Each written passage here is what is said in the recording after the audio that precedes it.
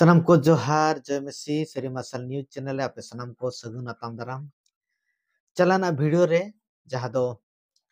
अब सनम को ना वीडियो बो नेल का जो क्रिश्चियन धर्म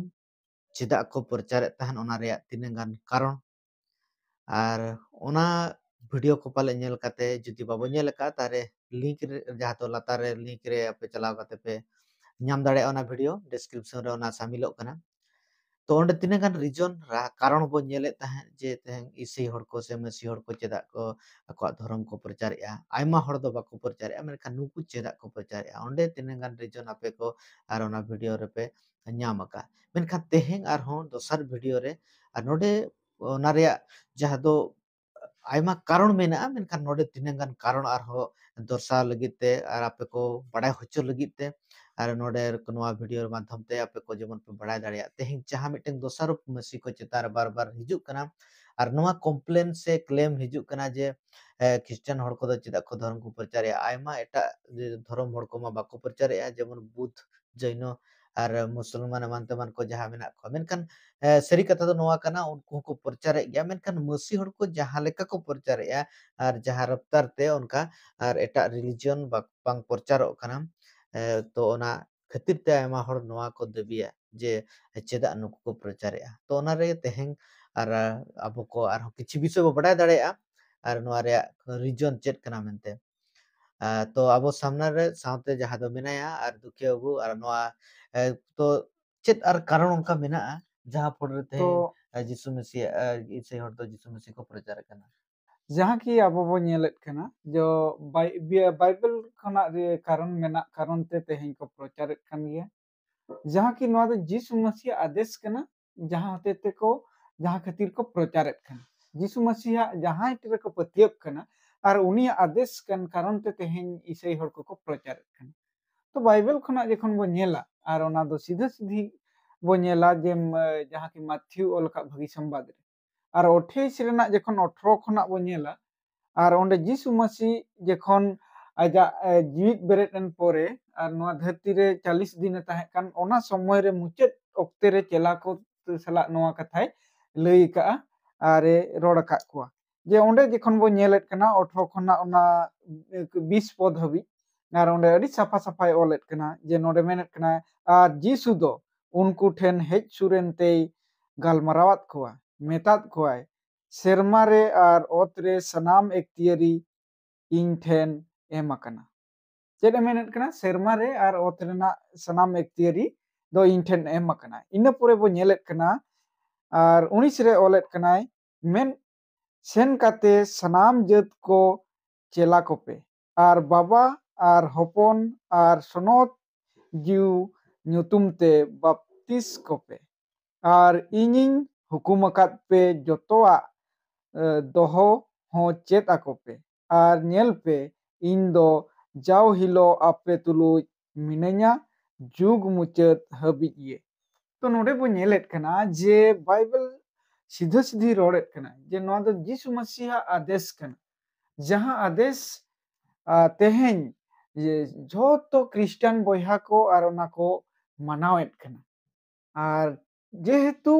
मसीह को पतियब कान कारण ते अकोई जहां यीशु मसीह आदेश अकोई जहां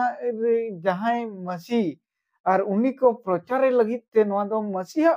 आदेश कना ओना कारण ते मसीह मेनेत कना जे आपे दे नोआ खातिर प्रचार पे इन ठेट सनामा अधिकार एम कना सेरमा रेना और ओत रेना और ओनाते सनाम जेत ठेट चला पे धरती मुचाद हबी चला पे और चेला बनाव को पे और चेता को पे और बाबा हपन सनत आत्मा nyutum ते चिके को पे बाप्तिस को पे और इन दो जाओ हिलो गे आपे सला इन युग मुचाद हबी इन चिके ताहेना मेनते तो दुलरिया बोया मिश्रा को तो विश्व बोया नोडे रोड रेना विषय तो नोआ कना जे तेहें यीशु मसीह बढ़ाया है मनवा को चेदा नोआ कथा जे इंजरिन होड़ चलाव कते को लई आकुआ जे यीशु मसीह बढ़ाया जे उनकुआ पतन अवस्था उनकुआ रियलिटी उनकुआ सनामा ए बढ़ाई कारण ते नोआ जहां कथा जे भगी संवाद लई लगी ते उनको ठेटे ᱟᱡ ᱨᱤᱱ ᱪᱮᱞᱟ ᱠᱚ ᱟᱡ ᱨᱤᱱ ᱱᱤᱛᱟᱜ ᱦᱤᱥᱟᱹᱵ ᱛᱮ ᱠᱷᱟᱱ ᱫᱚ ᱟᱡ ᱨᱤᱱ ᱟᱡ ᱨᱮ ᱡᱟᱦᱟᱸ ᱠᱚ ᱯᱟᱹᱛᱭᱟᱹᱵ ᱠᱟᱱ ᱩᱱᱠᱩ ᱠᱚ ᱡᱮᱢᱚᱱ ᱠᱚ ᱪᱟᱞᱟᱣ ᱠᱟᱛᱮ ᱥᱟᱱᱟᱢ ᱢᱟᱱᱣᱟ ᱴᱷᱮᱡ ᱠᱚ ᱞᱟᱹᱭ ᱟᱠᱚ ᱟᱨ ᱠᱚ ᱵᱩᱡᱷᱟᱹᱣ ᱟᱠᱚ ᱡᱮ ᱱᱚᱜᱼᱚ ᱱᱚᱣᱟ ᱠᱚ ᱠᱟᱨᱚᱱ ᱛᱮ ᱛᱮᱦᱮᱧ ᱢᱟᱹᱥᱤᱦᱟᱜ ᱠᱟᱛᱷᱟ ᱞᱮ ᱯᱨᱚᱪᱟᱨᱮᱫ ᱠᱟᱱᱟ ᱡᱟᱦᱟᱸ ᱦᱚᱛᱮᱛᱮ ᱢᱟᱱᱣᱟ ᱟᱭᱢᱟ ᱦᱚᱲ ᱡᱟᱦᱟᱸ ᱱᱚᱣᱟ ᱫᱷᱟᱹᱨᱛᱤ ᱠᱷᱚᱱᱟᱜ ᱤᱥᱥᱚᱨ ᱠᱷᱚᱱᱟᱜ ᱠᱚ ᱥᱟᱺᱜᱤᱧ ᱟᱠᱟᱱᱟ ᱛᱚ ᱚᱱᱟ ᱠᱟᱨᱚᱱ ᱛᱮᱜᱮ ᱛᱮᱦᱮᱧ ᱩᱱᱠᱩᱣᱟᱜ ᱵᱟᱧᱪᱟᱣ ᱞᱟᱹᱜᱤᱫ ᱛᱮᱦᱚᱸ ᱛᱮᱦᱮᱧ ᱚᱱᱟ ᱠᱷᱟᱹᱛᱤᱨ ᱛᱮ ᱯᱨᱚᱪᱟᱨ ᱞᱟᱹᱜᱤᱫ ᱛᱮ ᱞᱟᱹᱠᱛᱤᱭᱟᱱᱟᱜ ᱠᱟᱱᱟ ᱟᱨ ᱠᱚ ᱚᱱᱟ ᱠᱷᱟᱹᱛᱤᱨ ᱛᱮ ᱤᱥᱟᱹᱭ ᱦᱚᱲ ᱠᱚ ᱯᱨᱚᱪᱟᱨᱮᱫ ᱠᱟᱱᱟ ᱟᱨ ᱢᱤᱫᱴᱟᱝ ᱵᱤᱥᱚᱭ ᱚᱸᱰᱮ ᱡᱟᱦᱟᱸ ᱧᱮᱞᱚᱜᱚᱜ ᱠᱟᱱᱟ ᱡᱮ ᱚᱸᱰे ᱡᱟᱦᱟᱸ ᱯᱨᱚᱪᱟᱨᱮᱜᱼᱟ ᱠᱚ ᱠᱮᱵᱚᱞ ᱪᱮᱞᱟ ᱠᱚᱜᱮ ᱠᱚ ᱩᱰᱩᱠ ᱠᱟᱱᱟ जेहेतु यीशु मसीह साथे जहां चेला को ताहे लेना को ᱦᱚᱸ जहां दो साढ़े जहां दो कम से कम यीशु मसीह जहां तीन दिन ओंडे ताहे लेना तो ओना धरती रे इने भोर चेला को ताहे लेना उनको को ताहे काते उनको बेस लेका यीशु मसीह को चिन्ह लेदे को बड़ा ᱦᱚᱸ लेदे को जे नुई जहां नवा धरती रे मानवाल का थे कना नुई दो मिटन साधारण दो बांग कना ना दो खुद ईश्वर काते मानव रूप काते हेज कना और उनी दो चेत उद्देश्य कांते मानव प्रति ओना को बड़ा ले खातिर ते और उनको सावरे ताहे काते यीशु मसीह सावते यीशु मसीह रोड कमी उहेर चिंते अजा जहां मिटन मिटन कथा को सदरे ताहे जे इंग दो और नवा धरती हेज कना जेमन आपे जेमन शर्मा राज रे बाबत ते बो बड़ा दड़े ओनाते यीशु मसीह बार बार नवा कोटा जे ᱦᱚᱸ इंग दो शर्मा राज रे बाबत ते कथा को आपे को लिया पे कना आदो धरती रे मानवा दो केवल धरती रे कथा को बड़ा और धरती रे कथा हो जो ठीक लेका को बड़ा मेनखान शर्मा रे कथा दो शर्मा ᱦᱩᱸ खोदा हेजी कनी गेल रे दड़े तो तेहें ओनाते को यीशु मसीह चला दो पाले इने माने पूरे धुरो को ताहेना जेमन शर्मा राज रे कथा सनम मानु तुरंत को बड़ा दड़े एलिया उहरते तो नोआ हो कना विषय कना जहां बिन रोड़ेत कना तो जहां की यीशु मसीह जखन ने भेजाएत को और आज रिन जहां तिना चेला को और नोआ दायित्व एमा को कना मिटन आदेश एमा को कना और नोआ दो निहति गे मानवा को तलाते सेटर लगती कना और मानवा हा जहां अवस्था और यीशु मसीह दो बड़ाई ताहे कना उनी जहां की उनी सिर्जनिया कनाय से उनी मिटन ईश्वर कनाय मेनखान नोआ धरती ते हजुगो कना मानवा रूप हताव खातिर कारण चेत कना जे कारण दो नोआ कना मानवा हा पतन मानवा बांग ईश्वर खना आकुआ जहां सगई ताहे कना और ओना सगई जहां खातिर ते बनाव लेत को ओना सगई को चिका का ताहे कना तोपा का ताहे को माने ओना तोपा सगई जोड़ाव रुवर लगित ते यीशु मा इने समय रे जहां माने यीशु मा इने समय रे जहां जीवित ते ताहे कना जहां को जगह आज चलाव दाड़े हा मेनखान गोटा धरती चला लगित खान मा मिटन आरहो हर लगती कना तो ओना कारण ते यीशु मसीह नोआ निट किया जे चेलाइन बनाव लेको खान उनको चेला आरहो चेला को बनाव कोआ जहां होते ते धरती रेना मुचाद हबी को नोआ कथा को सेटेर ईश्वरा संवाद को सेटेर बांचाव संवाद को सेटेर और ओना कारण ते यीशु मसीह मेनेत कना जे सनामा अधिकार दो इन ठेट मेना शर्मा रेना अधिकार और ओत रेना दो सनामा इन ठेट मेना ओना खातिर ते मेन दू चला चेद मेनेत कना मेन दू चला पे और नोआ को कथा लैया को पे और जेमन चेला बनाव को पे और बाबा हपन सुनत आत्मा nyutum ते उनको बाप्तिस को पे और इनी चेत अका पे जहां ओना को उनको हो चेत अको पे और इन दो आपे जुग मुचाद हबी आपे तुलु इन ताहन तो नोआ को कारण ते नोआ को खातिर ते जेमन उनको को धरती रिन मानवा को बडाय दाड़े हा और को नोआ को बडाय कते यीशु मसीह को आंगोचे और ओना सरी जहां लगिते यीशु मसीह हेज लेना जहां मानवा हपन मानवा को बचाव को आको कई खना आको दुष्टामी खना तो नोआ करे खना बचाव को लगित ते नोआ प्रचार रेना दो भागी संवाद और नोआ दो मानवा को बचाव को लगित कारण ते नोआ दो भागी संवाद हमबो मेताहा खान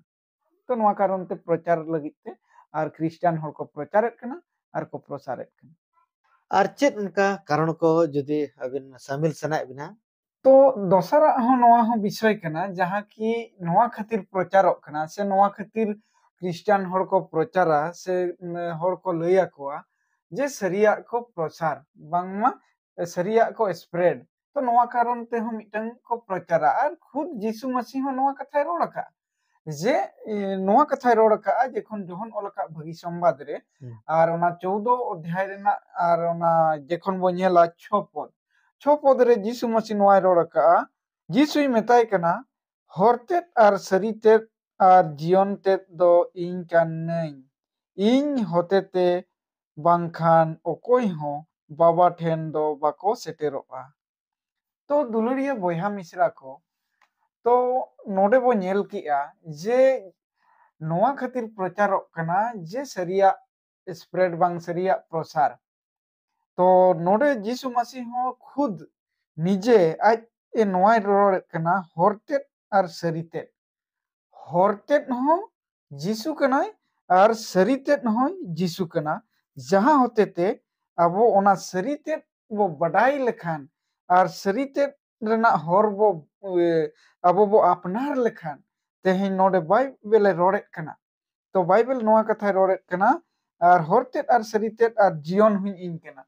ᱦᱚᱨ ᱢᱟᱭ ᱡᱤᱥᱩ ᱠᱟᱱ ᱜᱮᱭᱟ ᱟᱨ ᱥᱟᱹᱨᱤ ᱦᱚᱸ ᱡᱤᱥᱩ ᱠᱟᱱ ᱜᱮᱭᱟ ᱟᱨ ᱡᱤᱭᱚᱱ ᱦᱚᱸ। ᱢᱤᱫᱴᱟᱝ ᱢᱟᱱᱣᱟᱣᱟᱜ ᱫᱚ ᱢᱤᱫᱴᱟᱝ ᱡᱤᱭᱚᱱ ᱢᱮᱱᱟᱜᱼᱟ, ᱡᱟᱦᱟᱸ ᱢᱟᱱᱣᱟ ᱟᱡᱟᱜ ᱠᱟᱹᱭ ᱠᱟᱨᱚᱱ ᱛᱮ ᱚᱱᱟ ᱡᱤᱭᱚᱱᱮ ᱪᱤᱠᱟᱹ ᱟᱠᱟᱜᱼᱟ, ᱱᱚᱥᱴᱚ ᱟᱠᱟᱜᱼᱟᱭ ᱥᱮ ᱟᱡ ᱮ ᱯᱚᱛᱚᱱ ᱟᱠᱟᱱᱟ। ᱟᱨ ᱚᱱᱟ ᱯᱚᱛᱚᱱ ᱚᱵᱚᱥᱛᱷᱟ ᱨᱮ ᱡᱤᱥᱩ ᱢᱟᱹᱥᱤ ᱱᱚᱣᱟ ᱫᱷᱟᱹᱨᱛᱤ ᱨᱮ ᱦᱮᱡ ᱮᱱ ᱠᱟᱨᱚᱱ ᱛᱮ ᱟᱨ ᱚᱱᱟ ᱛᱚᱯᱟᱜ ᱥᱟᱹᱜᱟᱹᱭ ᱡᱟᱦᱟᱸ ᱠᱤ ᱵᱟᱭᱵᱮᱞᱮ ᱨᱚᱲᱮᱫ ᱞᱮᱠᱟ ᱡᱮ ᱢᱟᱱᱣᱟ ᱟᱡᱟᱜ ᱠᱟᱹᱭ ᱠᱟᱨᱚᱱ te ᱤᱥᱥᱚᱨᱟᱜ ᱴᱷᱚᱱᱚᱠ ᱠᱷᱚᱱᱟᱜ ᱵᱟᱝᱢᱟ ᱥᱤᱨᱡᱚᱱᱤᱭᱟᱹ ᱴᱷᱚᱱᱚᱠ ᱠᱷᱚᱱᱟᱜ ᱮ ᱪᱤᱠᱟᱹ ᱟᱠᱟᱱᱟ, ᱮᱲᱟᱱ ᱟᱠᱟᱱᱟ। ᱟᱨ ᱚᱱᱟ ᱮᱲᱟᱱ ᱟᱠᱟᱱ ᱵᱟᱝ ᱛᱚᱯᱟᱜ ᱥᱟᱹᱜᱟᱹᱭ ᱡᱚᱲᱟᱣ ᱞᱟᱹᱜᱤᱫ te ᱡᱤᱥᱩ ᱢᱟᱹᱥᱤ ᱱᱚᱣᱟ ᱫᱷᱟᱹᱨᱛᱤ te ᱥᱟᱹᱨᱤᱭᱟᱜ ᱢᱮᱱᱛᱮ ᱵᱟᱝ ᱥᱟᱹᱨᱤᱭᱟᱜ ᱟᱡ ᱮ ᱥᱟᱹᱨᱤ ᱠᱟᱱᱟ ᱢᱮᱱᱛᱮ ᱟᱨ ᱚᱱᱟ ᱞᱟᱹᱜᱤᱫ te ᱟᱵᱚ ᱞᱟᱹᱜᱤᱫ ᱡᱟᱦᱟᱸ ᱠᱨᱩᱥ ᱨᱮ ᱪᱤᱠᱟᱹ ᱠᱮᱜᱼᱮ ᱚᱱᱟ ᱦᱚᱛᱮᱛᱮ ᱟᱵᱚ ᱠᱚᱣᱟᱜ ᱵᱟᱧᱪᱟᱣ ᱦᱩᱭᱩᱜᱚᱜ ᱟᱨ ᱚᱱᱟᱭ ᱥᱚᱫᱚᱨᱮᱫ ᱠᱟᱱᱟ ᱟᱨ ᱱᱚᱣᱟ ᱦᱚᱸᱭ ᱢᱮᱱᱮᱫ ᱠᱟᱱᱟ ᱡᱮ ᱢᱮᱱᱮᱫᱼᱟᱭ ᱦᱚᱨᱛᱮᱫ ᱟᱨ ᱥᱟᱹᱨᱤᱛᱮᱫ ᱟᱨ ᱡᱤᱭᱚᱱ ᱫᱩᱧ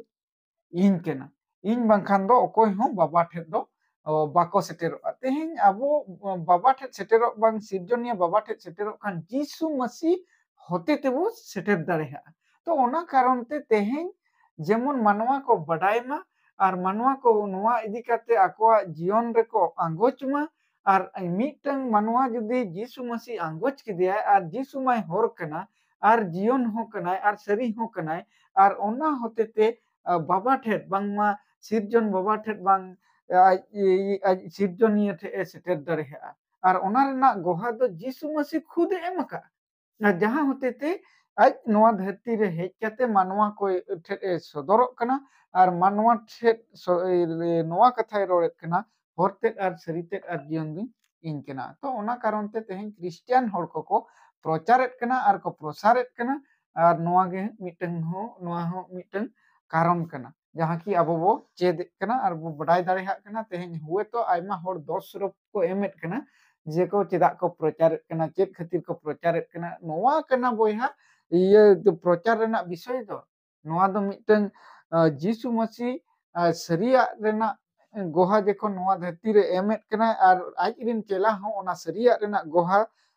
ᱫᱚ ᱱᱚᱣᱟ ᱫᱷᱟᱹᱨᱛᱤ ᱨᱮᱠᱚ ᱮᱢᱮᱫ ᱠᱟᱱᱟ। ᱛᱚ ᱱᱚᱣᱟ ᱫᱚ ᱰᱟᱣᱩᱴ ᱨᱮᱱᱟᱜ ᱵᱤᱥᱚᱭ ᱫᱚ ᱵᱟᱝ ᱠᱟᱱᱟ ᱡᱮ ᱴᱟᱠᱟ ᱯᱩᱭᱥᱟᱹ ᱠᱚ ᱧᱟᱢᱮᱜᱼᱟ, ᱱᱚᱣᱟ ᱠᱷᱟᱹᱛᱤᱨ ᱫᱚ ᱵᱟᱝ ᱠᱟᱱᱟ, ᱵᱟᱭᱵᱮᱞ ᱨᱮᱱᱟᱜ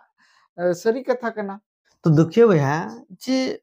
मसीह हड़ को ख्रिस्टियन हड़ को नुआ पूरे जोर को एमोआ जे उनको प्रचार रे अति जुर जोर को एमोआ तो नुआ चेदा निने जोर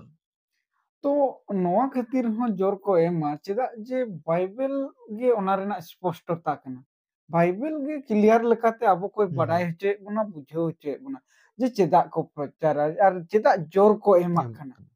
तो कारण तो नोआ कना जे बाइबल जखन बो नेलेत कना आर बाइबल रे सफा सफा ओल कना बाइबल रेना कथा बाम डिनाय दाड़े है जहां के रे पतियब कना को मसीहर तो ओनाते नोडे रोमी चिट्ठी रे बो नेलेत कना ना 10 अध्याय रे आ 10 अध्याय रेना ओना 14 और 15 जखन बो नेला और ओंडे सफा सफा ओलेत कना चेद लेकाते एंडे खान उनको उनको को दोहाया ओकोई रे बाको पतियव कना और चेद लेकाते उनी रेको पतियबा ओकोई रेया बाको आंजोम आकाद और चेद लेकाते को आंजोमा पपरचारी बेगर दो और चेद लेकाते को प्रचार किया बाको कुल होचोलेन खान खान नोडे बो नेलेत कना तो नोडे बो नेल ᱧᱟᱢᱮᱫ ᱠᱟᱱᱟ जे चेद लेकाते उनको उनको ठे मिटन बाय प्रचार बाय चलाक खान दो उनको चिकते को आंजोमा से आर चिकते को पतियोबा तो ओना कारण ते नोडे स्पष्टता ते je noa jur ko emahak kana je mid hor jahan jaga re bangma noa bang masiha sombad bang seter kana bhagi sombad bang seter kana to ona jaga nihati mid hore chalaa ar chalawen pore ar ona chalao kate hor ko anjoma ar ko chikaya unku ko patiyewa तो mitten नोआ हो mitten forcefully हो बांग कना जहां की मिट हर जेखन मसी ग्रहण के दियाय আর উনি তো ধরম তো বাই বদলেত তায়া চেদা যে উনি তো মন যখন বদলক কান তায়া মন যখন আরু ফেরাক কান তায়া আজা জীবন যখন মানে বদলক কানা আর ওনা আইতেতে ওনা কামি লাগিতে অগ্রসরক বাং মে লাহা সে লাহা আর দসার হর কো জীবন রেনা ইম্পর্টেন্ট বাড়াই দাড়ে কিয়া যে উনি জীবন দসার হড়া জীবন ইম্পর্টেন্ট বাড়ায়া যে নোয়া খাতির যে চেদা যে আজ ওনা বাঞ্চাও রেনা অনুভব মেনা তে ওনা আজ যাহা আজা জীবন রে বদলাও কান আর আজা জীবনে বদল কা ওনা রেনা অনুভব মেনা তেয়া আর যাহা ধরতি রিন মানওয়া কই রেয়া কই রেনা দল দল রে ko চিকা কানা ko উনকু ko মেনা আকা ko তো উনকু মানওয়া নোয়া গে ও নোয়া হতে থেকে ওঁডে খনা ওয়ারোগᱼᱟ ko যাহা হতে তে ঈশ্বরা আড়াং ওঁডে সেটেরোগᱼᱟ আর উনি প্রচারক ওঁডে চালাও কাতে ওনা প্রচার ako Khan উনকু ko anjom kate ona mon acur kate masih ko badai lekhan ar badai lekhan ko unku hor ko uddhar bangma bancao ko nyam dare kiya to ona karon te ho mitang node bible सीधा सीधा ema bun kana bina procharak te do चिका लेखाते को अंजमा से बिना आम उनको balm अंजमा को खान दो उनी जे चिकाते को पतियोगा तो नोआ हो मिटन विषय कना अब बड़ाई दाड़े हा कना तो नोआ कारण ते को प्रचार कना और जहां को पतियो कान मसीरे उनको आर को जीवन रेना इम्पोर्टेंट को बढ़ाया जे आर को जीवन रे चेत बांग ईश्वर चेदा उनको को bange benau kak kuah tidak aku জীবন রেনা মূল্য মাকো বাড়াই কে চালাতে আর কোয়া করিন আডে পাশেরিন হড়া জীবন রেনা ইম্পর্টেন্ট तो को बड़ाई अबिन नवा लay सना बिना जे मिटंग हड़ तो जीवन रे उद्देश्य आजा व्यक्तिगत जहां तो मिटंग मानवा नवा धरती चिदा बनाव कना चिदा नवा धरती मेनाया चिदा सिसिजी बाबा नोडे आजे मानवा लेकाते नोडे दोहो कदिया तो उनी जेपन आजा जीवन रे उद्देश्य बड़ा दड़ा कान जोखा उनीते उनको ना उद्देश्य गे जेबन आर एटा हड़ को बड़ा दड़या আর প্রকৃতির মানহা উদ্দেশ্য না ধরতিরে চেত ক্ষেত্রিতে চেত লকা জীবন বিতবা যেমন না ধরতিরে তেং আবো কো যিশু মিসিরিন হড় কো জীবন নাপায় পবিত্র মজ জীবন বিতো লাগিতে দুলর সালাতে আর যেমন শান্তি সুরকুড়া সালাতে ও জীবন বিতো লাগিতে যাহা লেকা নোয়া আবো মেনা তো নোকা কে যেমন এটা হড় হকো জীবন কো বিতো লাগিতে যেমন ওনা লাগিতে উনকু ওনা সংবাদ কো সেটেরা ওনা গে বল লইয়া ভাগে সংবাদ মিটং ওনা মিটং দায়িত্ব ako bangma unku jahai bang sirjoniya re ko bhorsa kana uniya katha re rena manaw hijugok tako uniya katha rena manaw hijugoa jaha hotete unku akoa daito salate ona ko purawa jemon ar ko manwa ko bancap ar ko manwa jaha ko nosto set ko chalak kana ar ona karon te teheny unku মানে ko bancao ko lagit te noa bhagi sombad unku habit ko setel lagit te ar ona do seterok do noa hotete huyugoa je mitten प्रचारक होते আর প্রচারক onde যখন চালাও কাতে প্রচার আkoy se লই akoy তবে উনকু মানওয়া হকো মানে को বাঞ্চাও দাঁড়ে সেভ দাঁড়ে ako तो दुड़े बहा मिश्रा को जहाँ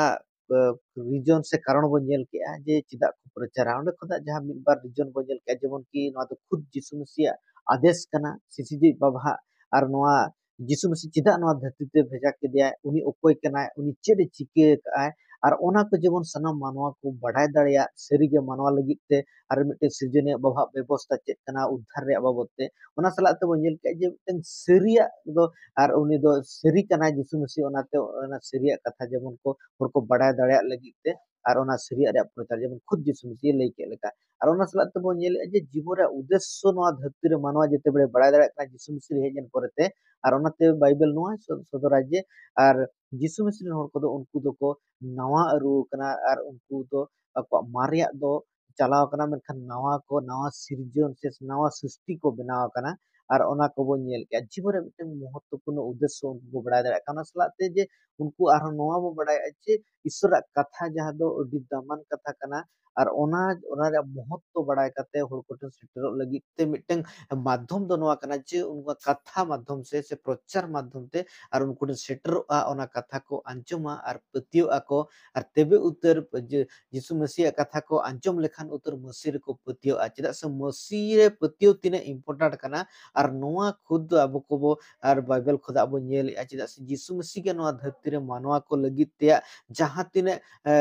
ᱡᱟᱹᱨᱩᱨᱤ ᱠᱟᱱ ᱢᱟᱱᱣᱟ ᱠᱚᱣᱟᱜ ᱚᱵᱷᱟᱵ ᱥᱮ ᱟᱵᱚᱥᱥᱚᱠᱚᱛᱟ ᱥᱟᱱᱟᱢ ᱞᱮᱠᱟᱱᱟᱜ ᱞᱟᱹᱠᱛᱤᱭᱟᱱᱟᱜ ᱡᱚᱛᱚ ᱠᱷᱚᱱᱟᱜ ᱢᱟᱨᱟᱝ ᱞᱟᱹᱠᱛᱤᱭᱟᱱᱟᱜ ko ᱯᱷᱩᱞᱯᱤᱞ ᱥᱮ ᱯᱩᱨᱚᱱ ᱚᱠᱟ ᱠᱷᱟᱹᱛᱤᱨ te ᱢᱟᱹᱥᱤᱭᱟᱜ ᱠᱟᱛᱷᱟ ᱱᱤᱦᱟᱹᱛᱤ ᱡᱟᱹᱨᱩᱲ ᱠᱟᱱᱟ ᱛᱚ ᱫᱩᱠᱷᱤᱭᱟᱹ ᱵᱚᱭᱦᱟ ᱟᱨ ᱪᱮᱫ ᱚᱱᱠᱟᱱᱟᱜ ᱟᱨᱦᱚᱸ ᱠᱟᱹᱴᱤᱡ ᱤম্ᱯᱚᱨᱴᱮᱱᱴ ᱠᱟᱨᱚᱱ ᱢᱮᱱᱟᱜᱼᱟ ᱠᱤ ᱡᱮ ᱟᱵᱤᱱᱟᱜ ᱱᱚᱡᱚᱨ ᱨᱮ ᱢᱟᱥ इम्पोर्टेंट कारण दो नोआ ᱧᱮᱞᱚᱜᱚᱜ ᱠᱟᱱᱟ ᱡᱟᱦᱟᱸ ᱠᱤ ᱛᱮᱦᱮᱧ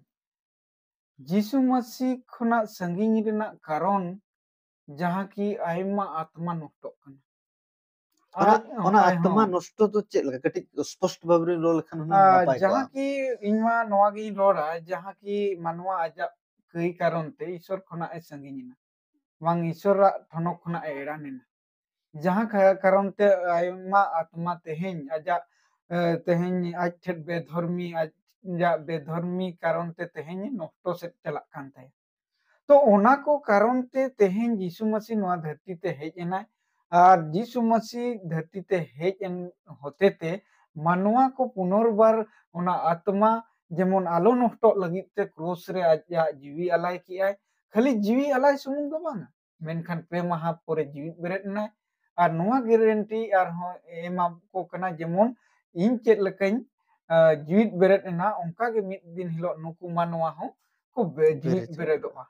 जहां होते ते उनको को आर नोआ रोड के जे ओना कारण ते आज इन चेला को है मेताहा को दू चला पे आर नोआ को कथा लया को पे जेमन आयमा आत्मा नोआ धरती रे नासाब कना से नष्ट से गति कना तो ओना कारण ते नोडे बाइबल रे स्पष्टताय रोडेत कना जहां की मार्क लका भगी संवाद रे आर सुडो रेना जेखन 15 रेलांग नेला 15 रेलांग नेल लेखान दो ओंडे सीधे सीधे ओलेत कना आदोय मेतात कोआ गोटा धरती ते दो सेनोक पे दू सेनोक पे आर जोतो सिर्जन ठेन भगी संवाद प्रचार पे इना पोरे रोडेत कनाय तियोई आर बाप्तिस होचोई दोय बांचाबा मेनखान बेपतियोई दो जाय जुग लगित ए बिचार होचोआ तो नोडे बो नेलेत कना दुलरिया बोयहा मिसरा को से बिसु बोयहा नोई अबिनी लय अबिन कना जे नोआ खातिर प्रचारक कना जहां की पतियोई मा चिके कना जे उनी दोय बांचाब कना आर बेपतियोई दो जायजुग रेना सजैते चला तो ओना जहां जायजुग सजै मानवा आलो को नाम लगित कारण ते आज इरिन चेला को से आज इरिन फ्लोवर को नित जहां जहां मेना को नीता समय रिन आर ओना कारण ते सनाम बोयहा को ठेट आर सनाम मिश्रा को ठेट से धरती रिन सनाम जत से सनाम मानवा ठेट से चलाव कते नोआ भगी संवाद को प्रचारक कना जहां होते ते आयमा मानवा को चिका बांचाव आयमा आत्मा बांचाव मानवा दो अब वो बडाई गिया जे पिया अंश तेको बनाव कना हॉर्मो जीवी आत्मा जानवर दो कुदो बारिया हॉर्मो आर उनको दो जीवी मेना तो तेहें अबो ओना आत्मा जहां आत्मा ईश्वर अबो एमका बोन आज सिर्जन का बोन आजा उर्गन मुठन लकाते तो जेमन ओना आलो बांगमा मानवा आलो को नष्टो से नरक ते आलो को चला से एक्चुअली मा नरक मा मानवा लगित मा बांग बनाव कना मेनखान तेहें आजा कई कारण ते मानवा ते चला कना आजा इच्छा लकाते आर चेद लका बाइबल रे रोडेत कना जे कई रेना कुड़े दो मरण कना तेहें जहां तिना मानवा को चिकेत कना को दुष्टामी को कमीएत कना ता माने आको नोआ गे को अर्जाव जों कना जे कुड़े तो ओना मरण दोसा खना मानवा बांचाव को लगित ते आज इरिन चेला को से आज इरिन फ्लोवर को तेहें मसीहा कथा को प्रचारेत कना सोशल मीडिया हुयुगो किबा नोंका अतु अतु को चलाव कते किबा बाजार हजार रे चलाव कते आयमा कथा को लया को कना आय हर को ग्रहण खान माको बांचाबा बाको ग्रहण खान दो को जाय जुग सजै रे को सामना तो नोआ कारण ते तेहें ᱡᱤᱥᱩ ᱢᱟᱹᱥᱤ ᱨᱤᱱ ᱦᱚᱲ ᱠᱚ ᱤᱥᱥᱚᱨᱟᱜ ᱠᱟᱛᱷᱟ ᱠᱚ ᱯᱨᱚᱪᱟᱨᱮᱫ ᱠᱟᱱᱟ ᱟᱨ ᱠᱚ ᱯᱨᱚᱥᱟᱨᱮᱫ ᱠᱟᱱᱟ ᱚᱱᱟᱜᱮ ᱟᱵᱚ ᱵᱟᱰᱟᱭ ᱟᱨ ᱵᱩᱡᱷᱟᱹᱣ ᱞᱟᱹᱜᱤᱫ ᱞᱟᱹᱠᱛᱤᱭᱟᱱᱟᱜ ᱵᱤᱥᱚᱭ ᱠᱟᱱᱟ ᱛᱮᱦᱮᱧ ᱟᱵᱚ ᱵᱚ ᱨᱚᱲ ᱞᱮᱠᱷᱟᱱ ᱱᱚᱣᱟ ᱫᱚ ᱵᱟᱝ ᱠᱟᱱᱟ ᱡᱮ ᱪᱮᱫᱟᱜ ᱯᱮ ᱯᱨᱚᱪᱟᱨᱮᱜᱼᱟ ᱪᱮᱫᱟᱜ ᱯᱮ ᱯᱨᱚᱪᱟᱨᱮᱜᱼᱟ ᱟᱞᱮ ᱵᱟᱞᱮ ᱯᱨᱚᱪᱟᱨᱮᱫ ᱠᱟᱱᱟ ᱛᱚ ᱚᱱᱟᱛᱮ ᱩᱱᱠᱩ ᱠᱚ ᱵᱟᱰᱟᱭ ᱟᱠᱟᱜᱼᱟ ᱟᱨ ᱠᱚ ᱚᱱᱟ ᱨᱮᱱᱟᱜ ᱠᱚ ᱢᱟᱱᱮ ᱟᱠᱚ ᱜᱟᱹᱦᱤᱨ ᱛᱮ ᱵᱩᱡᱷᱟᱹᱣ ᱠᱟᱜᱼᱟ ᱠᱚ ᱚᱱᱟ ᱠᱟᱨᱚᱱ ᱛᱮ ᱛᱮᱦᱮᱧ ᱯᱨᱚᱪᱟᱨᱚᱜ ᱠᱟᱱᱟ ᱟᱨ ᱯᱨᱚᱥᱟᱨᱚᱜ ᱠᱟᱱᱟ ᱱᱚᱣᱟ ᱨᱮᱫᱚ ᱚᱠᱚᱭ ᱢᱟᱱᱣᱟ ᱦᱚᱸ ᱵᱟᱭ ᱢᱟᱱᱟᱣ ᱢᱮᱭᱟ ᱥᱮ ᱵᱟᱭ ᱢᱟᱱᱮ ᱮᱜᱮᱱᱥᱴ ᱞᱮᱠᱟᱱ ᱚᱱᱠᱟᱱᱟᱜ ᱠᱟᱛᱷᱟ ᱫᱚ ᱥᱮ ᱵᱟᱹᱲᱤᱡ ᱠᱟᱛᱷᱟ ᱫᱚ ᱵᱟᱝ ᱠᱟᱱᱟ ᱪᱮᱫᱟᱜ ᱡᱮ ᱢᱟᱱᱣᱟ ᱡᱮᱢᱚᱱ ᱠᱚ ᱵᱟᱧᱪᱟᱜ तो दुलड़े बहा मिश्रा को तेहें जहाँ नवा वीडियो माध्यम से नवा गालोच माध्यम ते अब को बड़ा दाड़ा किया जे क्रिश्चियन हर दो चेदा को प्रचारा और तिनंगान नवा इदी कते होयतो तिनंगान हर असंतुष्ट मेना बा जे प्रचार दो नुकु दो सही दो बांग कना नवा प्रचार दो बाय लगती कना चेदा से आमा धर्म आमा आम ठेन ताहेन मा आमा पति आम ठेन ताहेन मा आमा सनामा गे आम ठेन गे ताहेन मा आर ओको ठेन हो आलम ए सदरा नोकना जिनिस को नेलगोआ एक्चुअली नोआ दो सही डिसीजन दो बांग कना जे जतो जहां ते आमा दो आम ठेन गे ताहेन मा नोआ दो सही डिसीजन दो बांग कना जेहेतु मानवा दो इनकन साधारण मानवा दो बांग कना अब इंटेलेक्ट मेना अब बुद्धि मेना ज्ञान मेना ओका सही है ओका गलत है नोआ विचार रेना शक्ति बांग सामर्थ्य से बांग सिर्जनीय बाबाय एम का बुना तेहेन बेस आर बड़ी ओका खन बो हिसाब दारे ओका रेना संविधान ते नोआ बो विचार दारे हाकन सनाम आबोरे सिर्जनीय बाबा उनका फिट का उनका संविधान ओका यूनिवर्सल से बांग यूनिवर्सिटी चला से उनका ना कथा दो बांग कना बिना यूनिवर्सिटी चलाव खाते आम बेस आर बड़ी रेना विचार दो सिर्जनीय एम का तो तेहेन मानवा हुए तो बांग को बडाय का कारण ते तो आयमा दोष रोप को एमे कना तो दोष कना को मेनखान सरिया दो नोआ कना जे तेहेन मानवा आकोआ कई कारण ते विनष्ट सेट को चला कना पतन सेट को चला कना ओना पतन आत्मा गे तेहेन बांचाव लगी ते मसीह रेना आवश्यकता आर अडी लक्तियाना और ओना क्षेत्र के जहाँ तो भाग्य संवाद बोले मानवा लगी ते नितो जतो खुदा मारंग जरूरा नवा कना जे जेबन मानवा प्रत्येक मानवा भाग्य संवाद रे को पतियो का बांगमा तेहें जहाँ भाग्य संवाद नवा कना जे यीशु मसीह ओकोय कना आ यीशु मसीह चेरे चिके का नवा धरती रे साना मानवा को लगी ते अब पाप कई लगी ते ओना लगी ते जहाँ तने दाम चुको का नवा रे जेमन को पतियो खाना ओनागे और ओना पतियो रेगे बांचाव मेना नवा गे भाग्य संवाद कना तो खराब संवाद दो नोआ गे जे अब को जुदी बेगोर मसीरे से बेगोर अब कई को बांग इके काते अब को ना धरती रे अब इच्छे मुताबिक जीवन बिताव काते मनो इच्छे जहां लका मिटंग मिटंग पर्पस मिटंग उद्देश्य इदी काते मानवा नवा धरती रे मेना बुआ और ओना पर्पस चेत हो बांग बडाय काते आमा इच्छे जेमन नितो नवा धरती रे आयमा होड़ा नवा कथा मेना जे नवा धरती रे मिटंग जीवन एम नाम का रस्के में रोमज में आमा इच्छे ते जीवन बिताव में मेनखान बाइबल मिटंग नोआ लया जे आमा जीवन दो आमा दो बांग कना आमा जीवन दो मिटंग अडी मरंग दामन कना मिटंग पर्पस दी कते नो धरती रे आम मेनामा मेनखान आमा इच्छा ते आम बम चला नोआ लगी ते आमा मिटंग मैनुअल जहां तो को मेना गाइडलाइन मैनुअल बुक मेना जहां मिटंग जिनिस एम किरिंगा सामान ओना रे मैनुअल बुक ताहेना ओना हिसाब ते ऑपरेट खान दो सही कमिया बखान दो बांगा और जदी बाम ऑपरेट खान दो ना बेकारोआ तो विश्व है नोडे हो आर मिटन कथा नेलोगो कना अडी गान इच्छा आको को प्रयोग को माने को इन्या इच्छा इन्या सना लकन बित तो ओनाते दुलरिया बोया मिसरा को नोडे चेतोगो रेना विषय नोआ कना तो आमा इच्छा ते जुदी आमेम जीवित दो कनाम लय अगो कना तो आम इच्छा में से आलम हराम आम इच्छा में से बहु उपाल पंडुगो ती मेनखान सनामा दो सिरजनिय हा तीरे मेना तो नोआ दो बडाय का तो ओना कारण ते तेहें आले को रिस्पांसिबिलिटी हजुगो कना से क्रिश्चियन हर को नोआ दायित्व हजुगो कना दुलरिया बोया मिश्रा को तो अलिंग लिंग आसोगो कना जे नो जहां तीन गपाल मराव रे और नोआ होते ते आपे को पे बडाय दाड़े हा जहां होते ते आपे नोआ पे बुझेव दाड़े हा जे सरिया चेत कना और सरिया जे ओनागे यीशु मसीह रोड के लेका सरिया पे बडाय लेखान सरिया गे स्वतंत्र पे तेहें सरिया बांग बडाय कारण ते तेहें आयमा आयमा मानवा तेहें आयमा आयमा दोसरा वो एमेट कना जहां की अब सोशल मीडिया करे वो नेलेट कना तो ओनाते दुलरिया बोया मिश्रा को तेहिं नोआ वीडियो माध्यम ते आपे को ठेट नोआ संवाद पे नाम दाड़े किया जे चेदा आ चेत खातिर क्रिश्चियन हर को प्रचारेट कना और नोआ रेना मैसेज होते ते आपे पे ठिके दाड़े हा जीसु मसीह दो जीवित ईश्वर कनाय और जहाँ को प्रचारेत कान क्रिश्चियन होड़ को दो जीवित सिरजनिया बाबा भागी संवाद मानवा को तला को सेटेर लगित ते आकोआ जीवी हो सुधा को आलायत कना आसोगो आलिं नोआ वीडियो ते सनाम को पे आशीषित कना मा तबे जोहार जय मसीह।